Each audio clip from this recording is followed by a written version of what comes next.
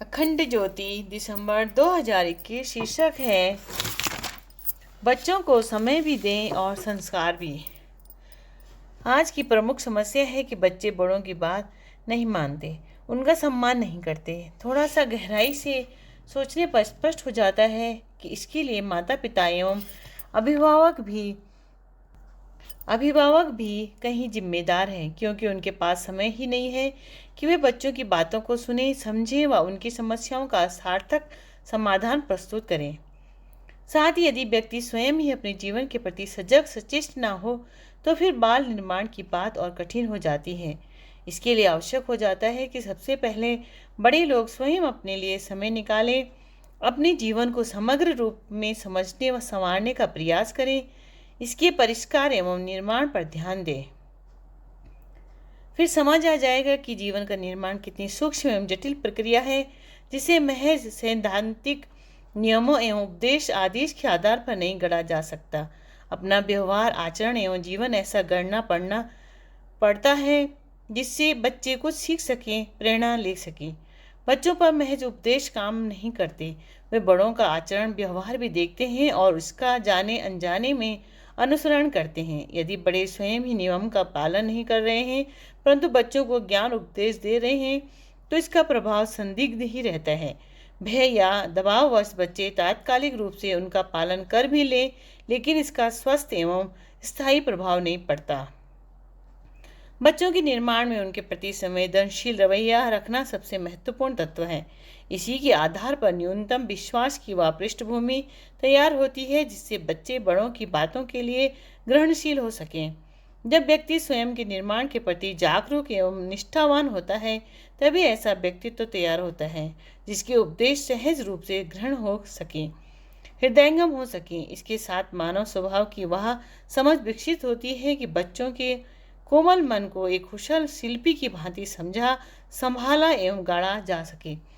बाल निर्माण के संदर्भ में कुछ अन्य व्यवहारिक समाधान सूत्रों का अनुसरण किया जा सकता है, जिसमें सर्वप्रथम है बच्चों को समय दें, उनसे बातचीत करें। आज के समय में इसी सूत्र की सबसे अधिक अवहेलना हो रही है, क्योंकि माता पिता एवं अभिभावक इस कदर जीवन के गोरख धंधे में उलझे हुए हैं कि उनके पास बच्चों के लिए समय ही नहीं है। यदि समय निकालकर बच्चों के साथ बैठा जाए, उनकी बातों को सुना जाए व उनके जीवन का सूक्ष्म निरीक्षण किया जाए तो उनके विकास के लिए अनुकूल वातावरण एवं समाधान सूत्रों की व्यवस्था भी बनाई जा सकती है। यदि माता पिता एवं अभिभावक पढ़े लिखे हैं तो एक बार बच्चों की पुस्तकों को टटोलकर अवश्य देखें कि उनके पाठ्यक्रम में क्या है। यदि कुछ विषय अपनी रुचि के हों तो उनको पढ़ाया समझाया जा सकता है। इसके साथ बच्चों की किन विषयों में रुचि है, उनमें कौन सी संभावनाएं व्यक्त होने के लिए कुलबुला रही है, इसकी जानकारी पाई जा सकती है, जिससे कि आगे चलकर उनके लिए उचित कैरियर का चयन किया जा सके। इस जानकारी के अभाव में, उचित मार्गदर्शन के अभाव में अधिकांश बच्चों को ढर्रे के पाठ्यक्रमों में भर्ती होते देखा जा सकता है, जिसका उनकी रुचि, योग्यता एवं स्वभाव से अधिक लेना देना नहीं रहता। यह लापरवाही भावी जीवन की विफलता एवं असंतोष के लिए बहुत हद तक जिम्मेदार रहती है। आपसी बातचीत के अतिरिक्त बच्चों को अपने साथ दैनंदिन गतिविधियों में शामिल किया जा सकता है।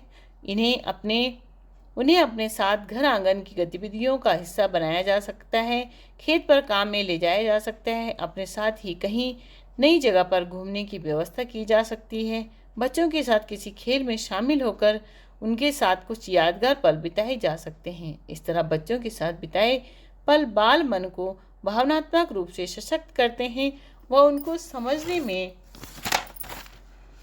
सहायक भी होते हैं। साथ ही वे सहज रूप में उन बातों को खेल खेल में सीख रहे होते हैं जिनके लिए अन्यथा माता पिता को डांट डपट करने से लेकर अवांछनीय तौर तरीकों का सहारा लेना पड़ता है। यहाँ बच्चों के साथ व्यवहार के संदर्भ में कुछ सावधानियां बरतने की भी आवश्यकता है। बच्चों को डांटे नहीं बल्कि उन्हें प्यार से समझाएं। यदि उनके स्वभाव में कुछ बिगड़ी आदतें शामिल हो गई हैं तो धैर्य के साथ इनका परिमार्जन करें।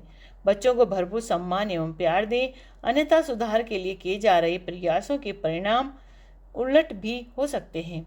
बच्चे सुधरने के बजाय बिगड़ सकते हैं। निसंदेह रूप में इसके लिए अपार धैर्य एवं गहरी समझ की आवश्यकता होती है।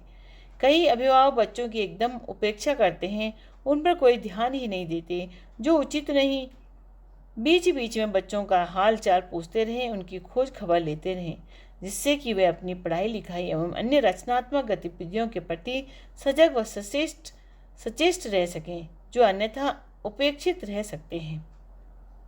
साथ ही यह भी ध्यान रखें व इस और एक सजग दृष्टि रखें कि कहीं बच्चे गलत संगत में तो नहीं पड़ रहे हैं या किसी बुरी लत का शिकार तो नहीं हो रहे हैं। आजकल मोबाइल के साथ बच्चों की अत्यधिक आसक्ति एवं चिंता का विषय है, इसके प्रति भी जागरूक रहें। बच्चों के असामान्य व्यवहार एवं आचरण के आधार पर इसका अनुमान लगाया जा सकता है और यदि वे ऐसी स्थिति में उलझ रहे हैं तो इससे उभारने में उनकी सहायता करें। यह एक जिम्मेदारी भरा एवं संवेदनशील कार्य है जिस पर बच्चों का भविष्य टिका हुआ है। इसके अभाव में कितने सारे बच्चे गलत आदतों का शिकार होते देखे जा सकते हैं, गलत संगत में पड़ते हैं और जीवन की बर्बादी की पटकथा लिख रहे होते हैं। अभिभावकों की ओर से बरती गई थोड़ी सी सावधानी उन्हें इस दुर्घटना से बचा सकती है। इस संदर्भ में एक आंख प्यार की और एक सुधार की एक स्वर्णिम सूत्र रहता है।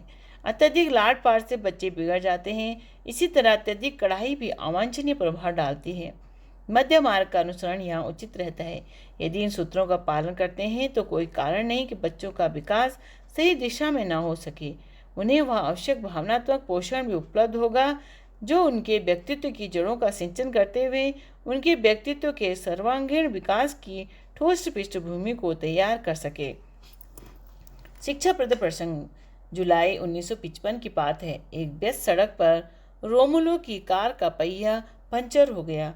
रोमुलो सड़क पर ही पहिया बदलने लगे कि पीछे से आती हुई गाड़ी उनकी गाड़ी से टकरा गई और उनकी बाईं टांग कुचलती निकल गई। उनकी टांग काटनी पड़ी। उस समय रोमुलो 60 वर्ष के थे। उन्हें सैनिक अस्पताल में जलरोधक कृत्रिम टांग लगा दी गई। उन्होंने इस नकली टांग के उपयोग का ऐसा अभ्यास कर लिया कि कोई यह अंदाजा ही नहीं लगा सकता था कि उनकी टांग नकली है। अस्पताल में चिकित्सा के दौरान उन्हें ज्ञात हुआ कि मैक्सिको में 6 लाख ऐसे अपंग हैं जिनकी चिकित्सा की कोई व्यवस्था नहीं है और न ही उन्हें कोई सरकारी सहायता मिलती है।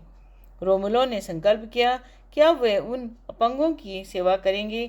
उन्होंने अपंगों की अंग चिकित्सा से लेकर पुनर्वास तक के लिए संस्था खोली। रोमुलो ने आजीवन अपंगों की सेवा की। राधे कृष्ण।